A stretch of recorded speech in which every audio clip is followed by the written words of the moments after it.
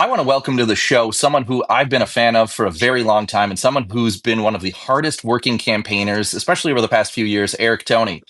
He's the Fond du Lac County District Attorney, 2024's DA of the Year, and the Republican taking on Josh Kaul for Attorney General this November. He's got a hell of a resume as a DA and something we're going to touch on. It's been a long time coming, and it's an honor and a privilege to welcome Eric to the pod. Hello, sir. Well, Justin, it's great to be with you. I really appreciate the opportunity to be on and for all the work that you guys do and helping us get our message out. So thank you for having me. Thank you. And so give us a quick highlight reel of the 2026 campaign so far. What are you hearing from voters and what made you want to run for Attorney General this time? Well, what I'm hearing as I'm traveling around the state is people are tired of the broken promises from Josh Kaul and they want real common sense leadership at our Department of Justice where we're actually going to make public safety that number one priority, not the number one talking point that we've seen from our Attorney General. And, it's I ran in 2022. We got within 35,000 votes out of about 2.6 million cast, but we were outspent about 5 to 1 in that race. And so one of the things, if I were to ever run again, I knew that we'd have to fix the finance side of things, but I wasn't sure if I would do it because anybody that's done statewide or worked on a campaign knows how tough these races are with how big Wisconsin is. You get to meet so many wonderful people, but it's a huge commitment. And so for me, I knew that I was going to want to run again back in 2023. And that was as I was looking at having open heart surgery at 39 years old. And it was a big shock for me because I ran cross country and track in college. I've done 7 marathons since then, and I was in good shape. But what I learned was I was born with a defective heart valve that bacteria, kind of a freak situation, got in and just destroyed my valve. And so I ended up inpatient on a Sunday, and then the next day, Monday, was when I learned I had to have the surgery. And then they said we're going to try and do it the following week, Wednesday. So I mean, there's such a compressed time frame.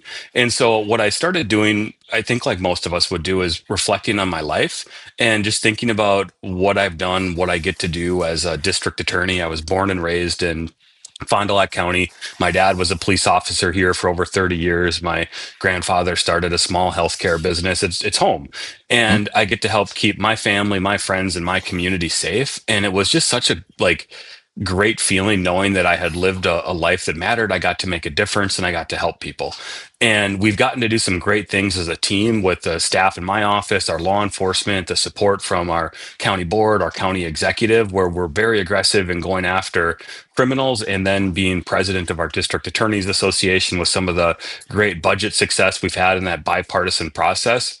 That's when I knew that if that surgery went well, I was going to want to run for attorney general again and try and take some of that great success we've done as a team here in Fond du Lac County to our Department of Justice in Madison that can help protect all of Wisconsin. But kind of like I said before, it's a huge commitment, and I had to see a change on what that side would look Mhm. like. And on that front, we've assembled a fantastic team. We have set some non-incumbent fundraising records for each of the last two Mhm. fundraising periods. And in the most recent one, it was even a record for a Republican candidate. So we've closed that finance gap. We've got more work to do, but the message is resonating across Wisconsin and people are ready for a change at the Department of Justice. And I'm excited to be in the race to make that change.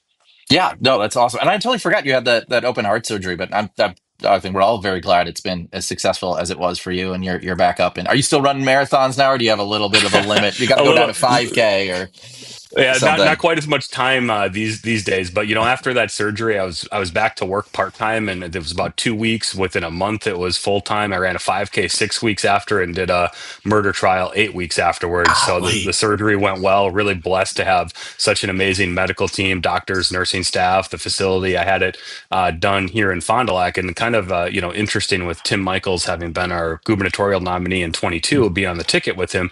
His family had actually donated a large amount of money to the Oh, hospital in wow. Fond du Lac that opened up that type of heart facility that we have. And so it was just kind of interesting seeing that connection with Tim and just really appreciative of his family's efforts. Oh, that's fantastic. That's so. Yeah, let's touch on this quick. You kind of brought it up, but this is a rematch from 2022 between you and Josh Kaul. You said you came within a few thousand votes of knocking him off. So what feels different about this race? Now you talked a little bit about the fundraising, but is there anything else you've learned from that first time and how you fixed or improved things for this go?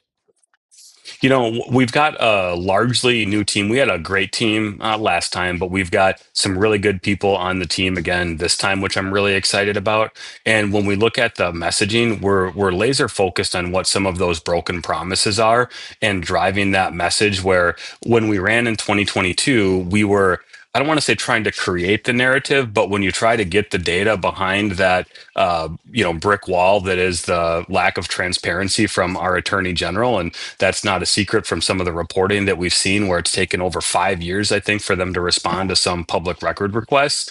It was almost like we were trying to, like, I don't want to say create an issue, but we didn't have publicly available data to drive it. And now when we look at those broken promises with the forensic testing at the crime labs, we're pulling Mhm. data that's in, from the public radio, the Journal Sentinel, other mainstream media outlets to show these failures and how massive of a broken promise this is. So the messaging is significantly tighter and better, and we've not having a primary has been a huge boost as well. It was a very challenging primary. I mean, I will say, when you go through a primary like that, it makes you a stronger candidate with the other candidates that were in that race, and appreciate their efforts to try to help move Wisconsin forward as well. But not having that primary now has been a huge boost for us. It certainly helps in the fundraising side of things and getting across the state. And then having that endorsement from the convention in May from the state party has been a huge lift as well. So we're seeing a lot of positives. Not seeing a gubernatorial primary, I think, has been very helpful. Yep. One of the other areas, too, that probably doesn't get talked about as much, there's no federal race on the ticket this time like there was in 2022. I think it's probably the first time since 2014 that we've seen that in a midterm election. So we've got a lot of things moving well for us, but I think any of us that have been around politics here in Wisconsin know statewide races are tough regardless of what cycle it is. And so we have to battle our way all the way to the finish on November 3rd. That's fantastic. That's fantastic. Yeah. So we talked a little bit about your fundraising numbers. You hit 1.1 million, which is, I believe, more than you raised in all of 2022. It's record breaking for a non-incumbent candidate. Just I talk about that enthusiasm now, and how does that's got to feel great, I guess, to say that to raise that It- much you money know, right now. I got into the race, the 2022 race, in April of 2021. And so, you know, almost 2 years in that race, and we've already raised more at this point in that entire race combined. And that really is showing the energy that we're seeing out there. We don't just see it on the grassroots when I'm going to conservative events or when I'm going to nonpartisan events, but we're seeing it from donors, not just people that can write a large check, but the small checks as well. People that, maybe $10, $100 can go a long way for them, but they're investing in this race because they see they want an attorney general that's actually going to put public safety over politics and hold Josh Call accountable for those broken promises. So I'm incredibly excited about how the fundraising has gone, but we know with, less than 4 months to go until election day, there is a lot of hard work to go, and we need everybody to continue moving forward with us. And we haven't won anything yet, and we've got to keep moving forward with the hard work. Exactly, and like you said, there's no primary this time, pretty much across the board. I mean, for attorney general and for governor, the big ones, not having that primary means you can focus on November right away. You don't have to worry about like how to differentiate yourself from your opponent or bring your opponent's supporters over to your side. That's got to be helpful. It's incredibly helpful, and we took, I would say, a calculated risk when I got into the race in October. I had a mass shooting homicide trial where a 20-year-old girl was killed in last October, and we had to get through that trial. I didn't want to be in the race before that was done, to make sure that the entire focus was on getting justice for the victim in our Mhm. community. And then we got into that race in October, and our focus from day one has been on a general election message, and that's been paying dividends as we're driving that broken promise and the failures at the forensic testing with the crime lab or fentanyl epidemic, or how political the office has gotten.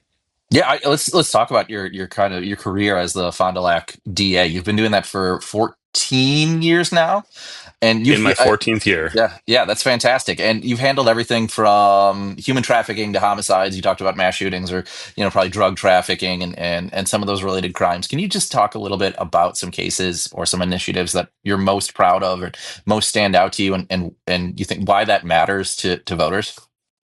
Like I said before, I love what I get to do as a DA, and you name the type of case, I've probably personally prosecuted it. I've probably done almost 20 different types of homicide trials in my career, and a lot of those cases stand out because of how closely we work with the victim's family and trying to find justice for them. And one of the things I have just been so amazed working with these families. We are seeing families at some of the worst moments of their life, and we see the kindness, the compassion, the patience that they have through what's often a lengthy court process. And one of the other things that we see sometimes is forgiveness. And we really, in some of the worst moments, get to see the best of Mhm. our community in these families in fighting for justice for them. But sometimes it's not always what the public might see as the most significant case. One that really kind of stands out to me was, after my surgery, I went in for my first appointment for the post-surgical checkup, and and whenever we go into the doctor like that, they're usually going to take your weight, do your blood pressure, oxygen level, all that kind of stuff. And the nurse is doing that, and after a little bit, she goes, "You don't remember me, do you?" And I'm like, I'm sorry, I don't recognize your face." And then she started to describe how she was a victim, and her daughter was as well, in a domestic violence case in Fond du Lac County. And she was just thanking me for how I had invested my time in that case, and how her and her daughter were in such a great position, and how great things were going in life because I took the time to care and help make sure we got a good result in that case. And those are the things that prosecutors get to do day in and day out across Wisconsin. It's not always the cases that make the headlines. It's those cases the public may never know about, that you can make such a difference in someone's life and helping them be able to move forward with a wonderful life. I can think of another guy. I was running a 5K in Fond du Lac. It's probably almost 10 years ago now. And he came up to me and asked if I was the district attorney, and I said yes. And then he said I prosecuted him. So I'm like, well, this probably isn't going well. But he thanked me. He ended up going to jail for a bit, but he talked about how it changed his life. I think he won the race that day too. Yeah. And we get those little stories where people, we don't do it for the thank yous, but when you get to see that type of impact in someone's life, and it's really special, the opportunity that we get to do.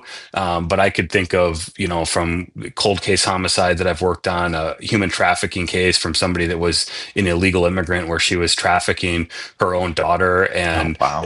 just some of the awful things that we see. But I get to work with some amazing law enforcement that often makes our jobs a heck of a lot easier as prosecutors with the great investigations that they do. And we're blessed in Fond du Lac County to have some amazing law enforcement that we get to work with.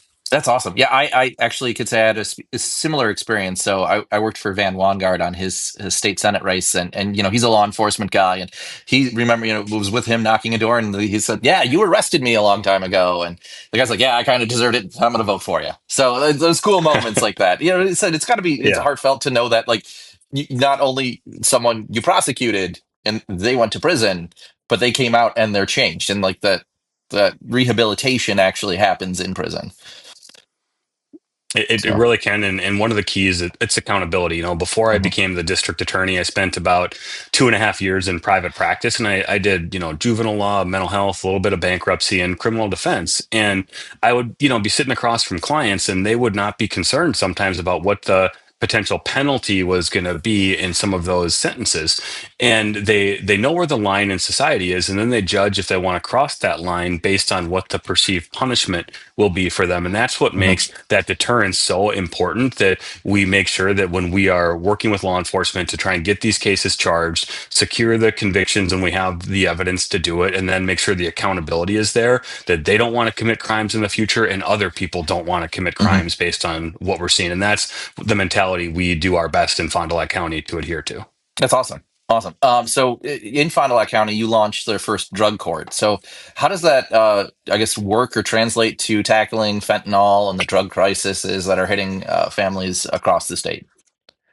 Well, that was something I campaigned on when I first ran for DA back in Mhm. 2012, and we had a great team, grant writers and others that helped make that happen. I was just one piece of that happening, but drug court has been really great to see, where we get, when I get to some of the graduations where somebody's gone through the program probably over a year, sometimes 2 years of trying to get their life back on track, and then you see them at graduation and how happy their family is or their friends that they've Hmm. got their child back, and you see that they've got a job, they're working, they're moving their life forward. One of the biggest challenges that I see, though, is for drug court. Sometimes it has to be sometimes a more significant case for somebody to try and get that help, and Hmm. some of those people don't want that help. Right. There's often a reason maybe that they've gotten to that point, but then we have other people that are battling through addiction, that they and their family want the help and that treatment, but they may not qualify for it, strangely enough, because they haven't done something serious enough. And that's really where we need, in my opinion, to be trying to direct those resources to people that haven't graduated to the more serious crimes, so that we can help prevent those from happening before their addiction snowballs too far. But people have to want the help as well, because one of the things, I've sat across from too many moms and dads that have buried their child from an overdose, and it's Hmm. predominantly been fentanyl, especially recently. And those are some of the most difficult cases to, number one, prove, with the challenge law enforcement and that we have to prove that in court, but just the impact that that has on parents. And we are very aggressive in going after those types of cases to try to find justice for those families, because so many families never get justice in those overdose deaths. Hmm. That it reminds me a little bit about something that we worked on when I was in the legislature on the Veterans Affairs Committee. So there's at Fort McCoy, there's Challenge Academy, which is this kind of like not quite juvenile hall sort of thing, but it's like a military sort of thing where these kids who are starting to commit those crimes or starting to kind of go down that path can course correct and opt into this program. So you talk about programs where people are course correcting and coming out and having jobs and being able to graduate. Yeah, anything that we can do before it gets too far along is really helpful. No, programs like that are fantastic, and there's only so many resources to go around, but it's great when we see people taking advantage of that and really turning their life around, and it Mhm. can be done, and it's just great to see there's been an investment in that across the state in different areas. Yeah, it's awesome. So you were named Wisconsin District Attorney of the Year just recently. So talk about that recognition. What does it mean to you? What does it say about the type of prosecutor you are, and how that's going to carry over to when you're Attorney General? It's an individual award, but I don't, I got the award, but it's really an award, in my opinion, of my staff, my other attorneys in the office, my paralegal Danny, who is just outstanding, office manager. We've just got such a great team, and in the law enforcement that I have the privilege of working with. But I think I did like 4 different homicide trials last year. And in 2023, had a couple very challenging homicide trials. And I was also the president of our district attorneys association. And as the president of our association, it's a bipartisan group, and we work with the governor's office and legislature, predominantly joint finance, to try to help craft what should the budget look like for prosecutors, and also working as a justice coalition with some of our other public safety partners. And we were incredibly successful in that bipartisan process in delivering more resources, not just for prosecutors, but even for public defenders, so that we could help make sure that we could hire people to take these critical jobs across the state, because we couldn't hire anyone based on where the funding levels were. And we've seen a huge improvement in that. And we know there's more work to go, especially in some of our rural communities where it is still Hmm. difficult to not just attract attorneys, but could be doctors, nurses, and other professionals, where we still have hurdles to go in some of those areas. And we've been actively having discussions with the legislature on what that could look like to try to help in some of those rural communities. But I think, the process of helping deliver those results, and it's a team. Nothing that we do is ever an individual achievement. It's always something we do as a team. And some of us get a little more credit than others at times, but we have a great board that works really well together to help deliver these results. And some of the work that we've seen and done in the courtroom with these different types of homicide cases that I've done at trial, it's really humbling to have received the award, but it's something that I share with the entire team that I get to work with. That's great. You kind of touched on it, but I think there's a perception, I guess, that it's the more urban communities that are struggling with having enough DAs or enough public defenders. But it translates to rural communities too. I think there's almost a very similar need and gap in terms of how many they have versus how many they need. Well, and one of the things we did working together again in the most recent budget with our association, we saw, I think it was, ultimately over, I think 60 prosecutor positions that we added across Wisconsin. And so that's fantastic. One of the challenges, we don't always have that many new graduates coming out of the law school. So it becomes Mhm. tough to hire that many new positions at once. And it creates a bit of a, musical chairs with some people that are a prosecutor moving closer to home or maybe where they went to school, things of that nature. And then that's where it starts to make it more difficult for some of our rural communities to be able to hire somebody.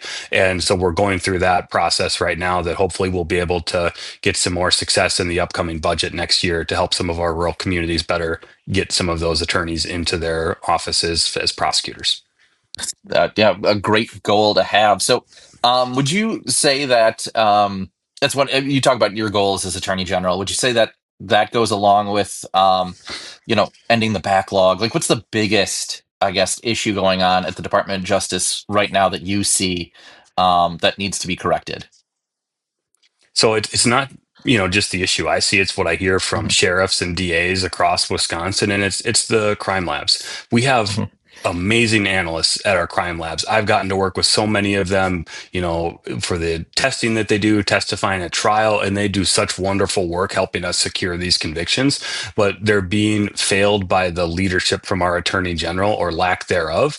And so what we're seeing, in 2019, there were more positions, analyst positions added to the crime lab, including DNA and ballistics. And in 2023, I actually did a press conference. I worked hard behind the scenes to help get some more analyst positions. Those were toxicology mhm. positions in that state budget. And what we're seeing in so many of these different categories, the forensic testing, it's taking longer. And so people wonder, well, what does that mean for me?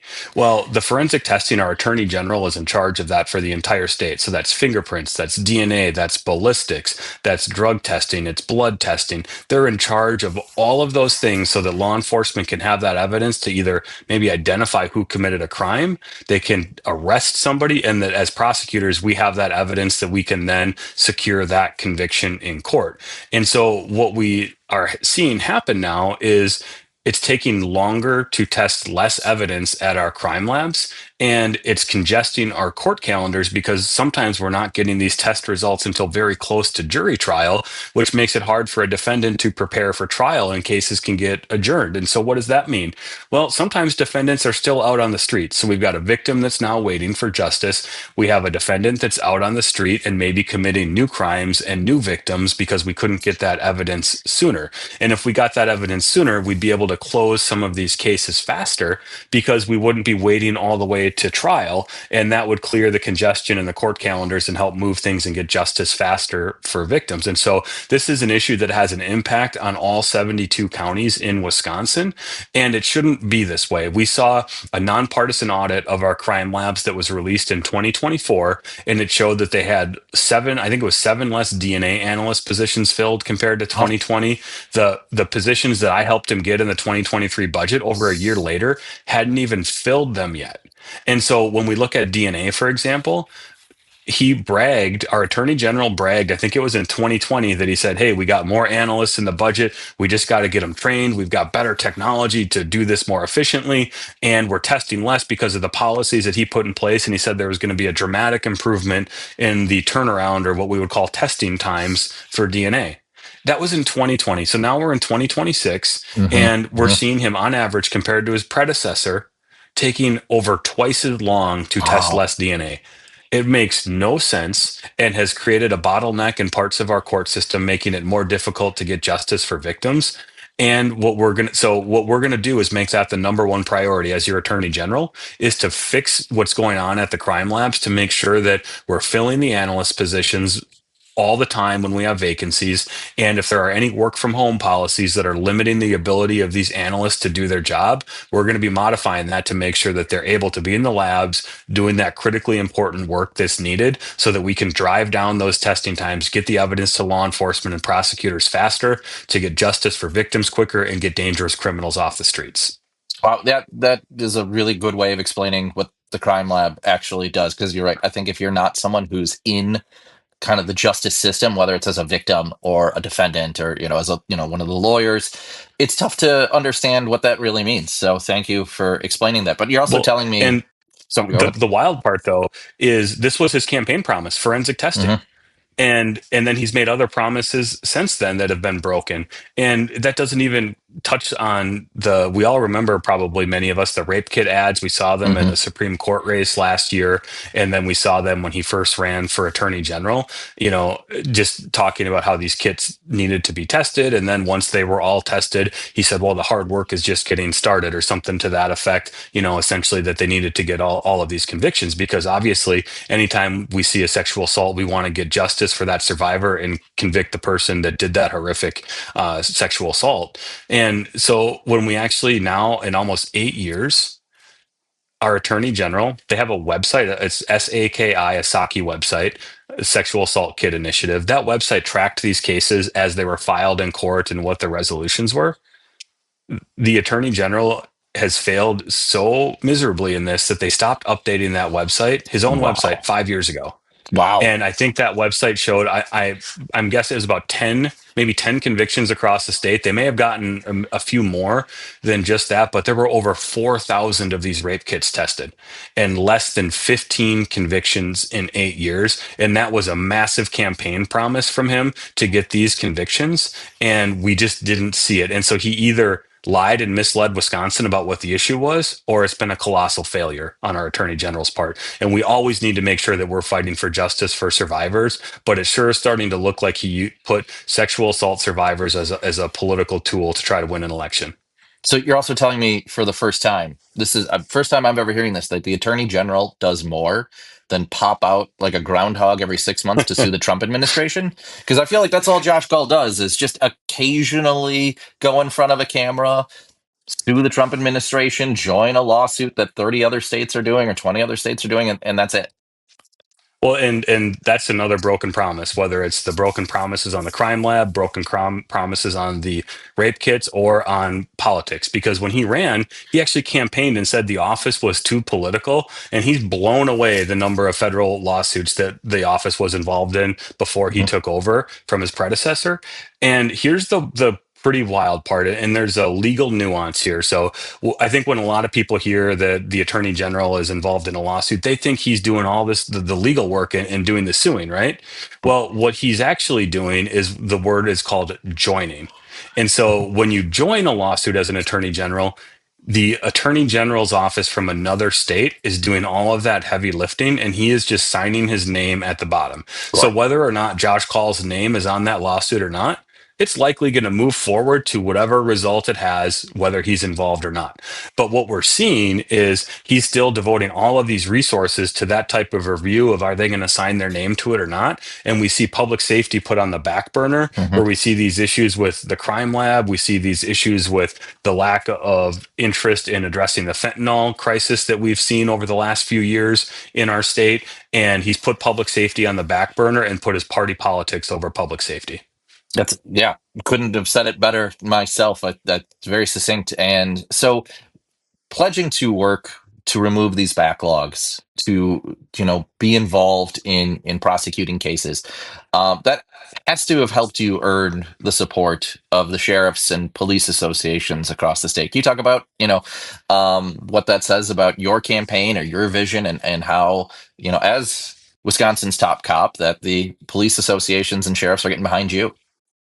Yeah, when you think about, our law enforcement are the ones that risk their lives on a daily basis, whether it's going to a traffic stop, a shooting that might happen, other types of critical incidents, risking their lives to keep us safe. And they know how important our attorney general is as the top cop in our state. And they want someone that they can trust to be a partner with them in keeping our state safe. And to have the Milwaukee Police Association, some other associations we're going to be releasing in the next coming months. And then over half of our sheriffs across the state Wow. have already endorsed me. And it's bipartisan support that we have as well. This isn't a Republican or Democrat issue.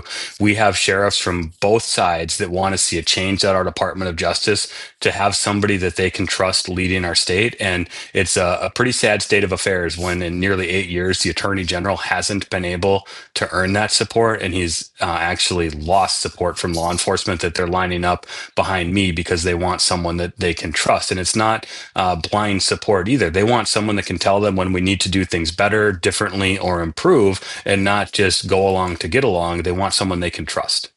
That's right. And you have a law enforcement family background as well, right? Yep, my dad was with our sheriff's office for over 30 years, retired as a patrol sergeant. I got to work with him for about 7 or 8 months before he retired when I was a DA, which was just, great having the buildings connected where I could walk down and grab a cup of coffee with my dad at work, which was Hmm. pretty special. My stepmom was a retired detective as Oh, well. wow. And so that's something, that I grew up in that law enforcement family and have really developed such an appreciation for the work that they do because when I was Hmm. a kid, I used to think, if my dad would get a page and, back when pagers were a thing and he'd have to, go out for a SWAT call. And I was more worried about my dad then, but he was a negotiator. So he's usually in the Oh. command truck drinking his coffee, he was more safe than many of the other, officers that would be on scene.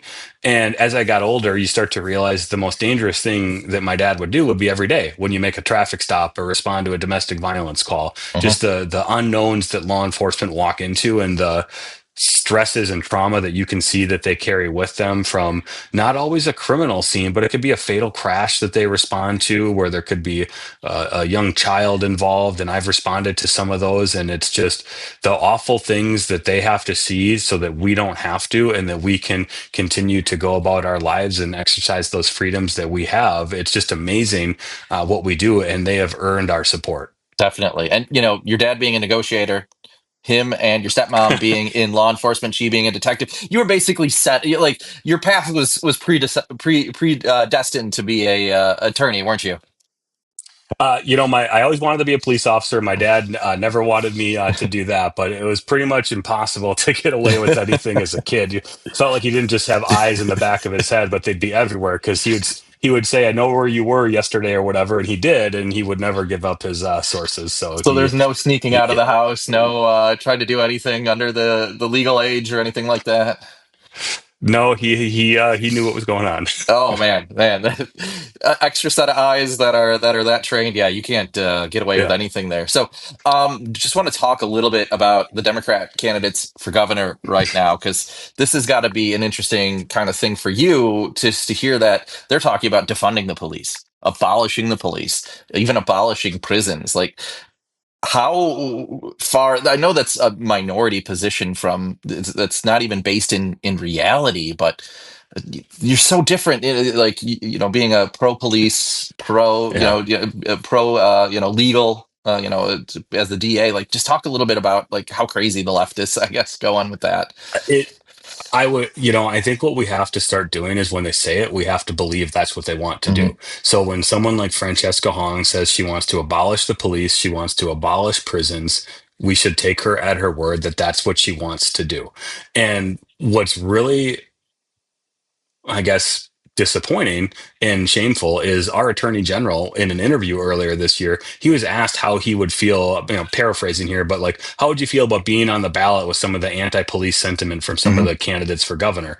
And he punted. He couldn't condemn the comments of Francesca Hong wanting to abolish the police or abolish prisons and things of that nature because he doesn't have the backbone and will put his Hmm. party politics over public safety time after time. And it's just a broken promise that we see from our attorney general time after time that we need an attorney general that's going to be our top cop that actually wants to do it. And he clearly doesn't want to, or he's afraid of the Democrat Socialists of America or the left wing base of his party, that he has just become more and more radical. And his silence is acquiescence.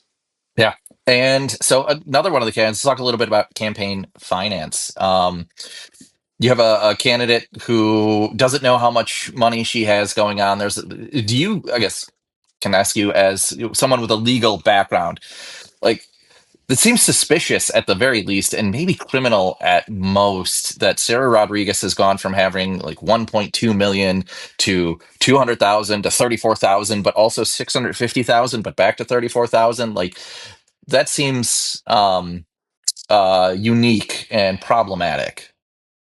It's been, from about what we're like a week ago Sunday, we saw the press release come out late at night, the press conference the following Monday, the double campaign entries on the January finance report with an extra, I think it was like 135,000, and then the changing reports and numbers that she's given at various times. And we have campaign finance laws in Wisconsin. Our attorney general's office, the Division of Criminal Investigation, that's the law enforcement agency our attorney general's in charge of, has a public integrity unit. And our Attorney General, Josh Call, needs to activate that public integrity unit to investigate the campaign finance situation of Lieutenant Governor Sarah Rodriguez's campaign. Because from her own words, the Lieutenant Governor, as she was talking about these things that were done, it's illegal to intentionally falsely file a campaign finance report. Mhm. And when we're seeing some of the reporting on this with different zip codes or missing middle initials and the sheer volume of entries, that's something that needs to be Mhm. investigated. And our attorney general's office has the skills, they have the resources and the expertise to do it. And I know that because as a special prosecutor, I've worked with the public integrity unit in election related cases and seen the great work that they're capable of doing.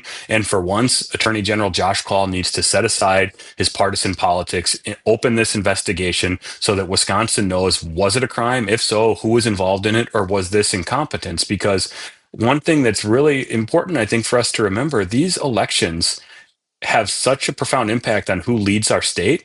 And we saw, based on some of the finance reporting and other things that the Rodriguez campaign appears to have been doing, that may have led to someone like David Crowley dropping out of the race or other endorsements and other Democrats trying to circle the wagons around Lieutenant Governor Rodriguez.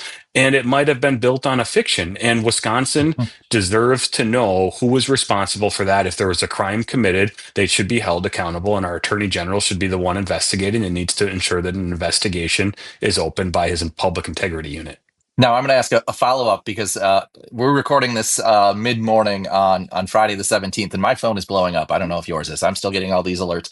That doesn't change if she drops out of the race, as she just did a moment ago, does it? Oh my.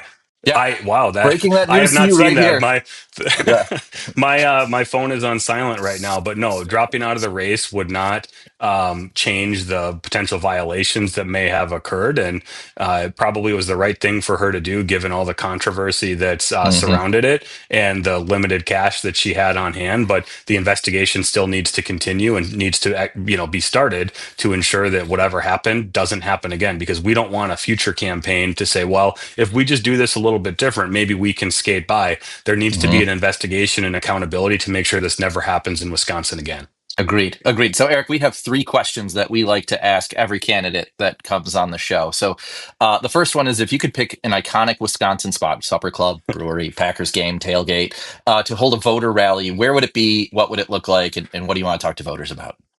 One of my favorite things in Wisconsin, when you go to a Packer game in the winter at a night game and you get the snow falling, it is just such a magical moment in Wisconsin. And it would be amazing to have, a late October voter rally, get some early snow and pack Lambeau with some like-minded conservatives energized to come out and take our state back in November. I just think that would be just such an electric atmosphere. And we'll throw our, your Carhartt or your Blaze Orange on and stay warm and get the hand warmers. I was gonna say that's one of my favorite things about those games is the fans aren't wearing as much Packer gear, but they're all wearing blaze Yeah. orange, and you can tell. You can tell. I've been to a couple of those games, but this year it's gonna be a little tougher to get to a lot if you're someone who has to drive up because I think 6 out of the 8 home games are island games, either Thursday, Sunday, or Monday night. So not as easy to get to games this year.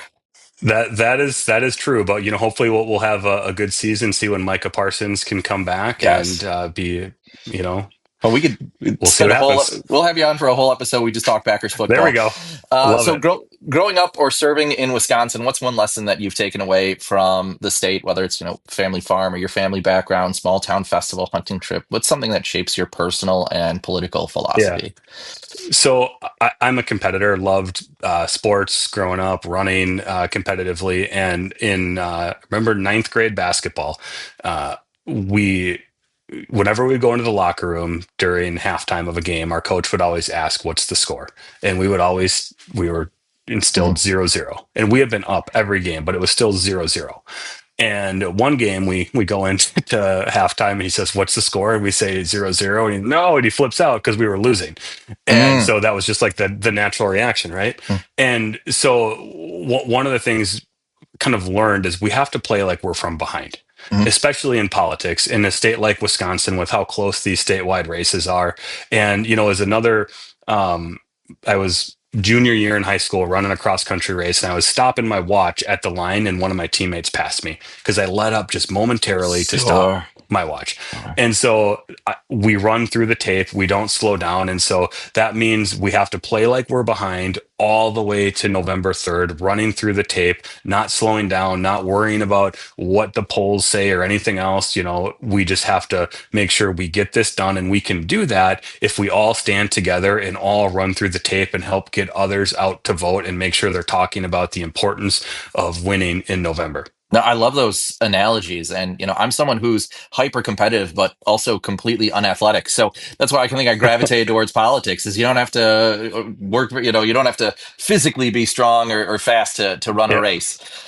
So last question we have for all our candidates, you get to wave a magic wand, set a day one policy, a rollback, a progressive policy without worrying about, and I guess not for you necessarily, but votes or anything that, would stand in your way. So what's one thing that you want to set as a day one policy for the Attorney General's office? Yeah, you know, if we had a magic wand at our Department of Justice to roll something back as if it may have never happened, it would be getting rid of any DEI in hiring, Hmm. Hmm. anything related to that at our Department of Justice, because we need to make sure when we're hiring people for public safety positions or to enforce the law civilly, that we're hiring the best and the brightest available to represent the state of Wisconsin or keep people safe. And it's one of the things when I do a jury trial and I'm doing my closing argument, almost every trial, you know, one of the things I talk about to our juries is when you go into that jury room, you set aside any biases you have. It doesn't matter what someone's skin color is, what their race is, how much money they make, how little money they make, how popular or important they might seem. None of that matters. Doesn't matter what their gender is. You make a decision based on the facts and the law, Hmm. and that's what makes our legal system the envy of the world, is that you can walk into any courtroom and have the law decided on your facts, not based on any of those things. And when we have people that we hire in that similar fashion, then we're getting the people best capable of defending and protecting us here in Wisconsin. Couldn't agree more. No, that's a great policy to have on day one. So Eric, final question. Where can people go to find out more about you? Drop the socials, website, all of that. You know, you can go to erictoney.com to learn more. You can join the team there. You can donate. You can learn more about me. Love to earn your support in November. I always like to say one of the reasons I talk about my health issues, not just because that's why I'm running, but we want other people to also take care of their health. And as I like to Hmm. joke, I'd also like to make sure you're still here in November because I'd like to earn your vote then as well. But you can also go on social media. We're on X, Facebook, Instagram, and any of those, and would love to earn your support. Reach out if you have any questions. And Justin, I really appreciate the opportunity being with you today. Oh, thank you. No, this is great. And it's been an absolute pleasure. I'm so glad we got a chance to sit down. Hope the listeners like it too. And good luck on the campaign. I'm really I don't say this about everyone. I want you to win a lot. Like we Thank we you. need you there. And if we get Tom Tiffany, I'd love that. We need that. That's 101. But the idea of having a governor and an attorney general from a different party is a disaster. So we need Tom Tiffany. We need Eric Toney. And I can't wait to see that on November. Thank you, Justin. Thank you.